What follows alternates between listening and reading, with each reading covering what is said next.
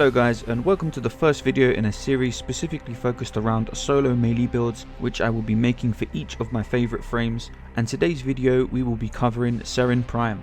For this build we will be making use of Saryn's Toxic Slash ability, which will allow us to add a significant amount of extra damage to our melee strikes as toxic damage, as well as synergizing with our Spores ability, as Toxic Strike will automatically burst these spores, not only spreading them to other enemies but also restoring 2 energy to you for each spore burst by it. Toxic Lash will also further increase the amount of damage reduction from blocking. Before we take a look at the build, it's worth mentioning that for these builds I'm running with the Naramon focus tree in order for it to be most effective, so you might want to consider doing the same if you want to use these builds on the highest difficulties.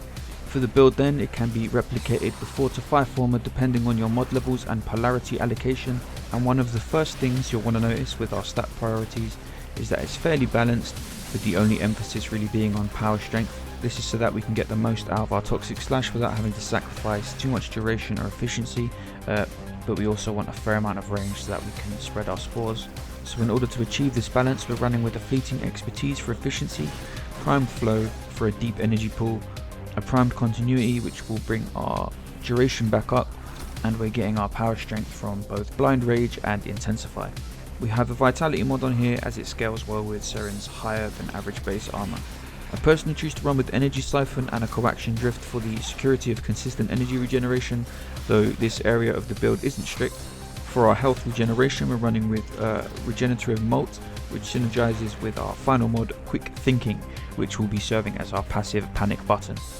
A quick look at my melee weapon and mods. I'm using the Nikana Prime with Corrosive, which is a must due to the lack of puncture. We of course have our trusted trio of Pressure Point, Fury and Berserker, and 2 very special mods in Blood Rush and Body Count. Now I personally feel that these 2 mods are essential in order to maintain those high damage numbers and red crits, as well as being able to rely on proccing your Shadow Step from the Naramon focus tree without fail, which can often happen when you get stuck running around for 10 minutes trying to find something to hit. Now the final mod is completely up to you and down to what you have at your disposal. Personally I'm running with a Spoiled Strike here, but what would be ideal is to further utilize the amazing slash damage with the Nikana Prime by using something like a Buzzkill mod. The keys to the playstyle of this build are basically to manage your energy and damage output together with Spores and Toxic Lash. Don't get trigger happy with your Spores, cast once on your nearest target, cast Toxic Lash and then move in for the kill. You can of course still apply your Spores to your Molt, which you should be utilizing to take aggro away from you as well as to heal yourself when in a pinch. Okay guys, that's the build. I should have a next video out very soon. I really want to try and get a good Warframe series going as I'm loving being back to the game after such a long break. But anyway, until next time guys, take care.